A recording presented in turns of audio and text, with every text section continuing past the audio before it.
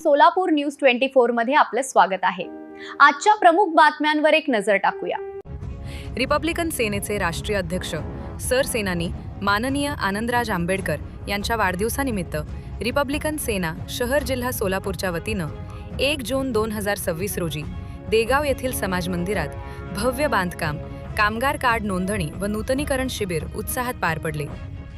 शिबिरास परिसरातील शेकडो बांधकाम कामगार, महिला व युवकांनी उत्स्फूर्त प्रतिसाद दिला।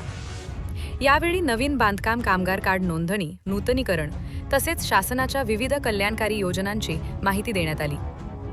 उपस्थितांना आवश्यक कागदपत्रे, अर्ज प्रक्रिया आणि शासकीय लाभांविषयी मार्गदर्शन करण्यात आले।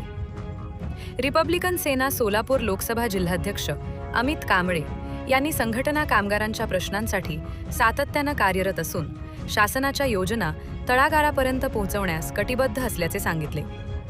तसेच बेघर, गरीब व गरजू नागरिकांना एक वेळचे जेवण आणि थंड पाण्याच्या बाटल्यांचे वाटप करण्यात आले।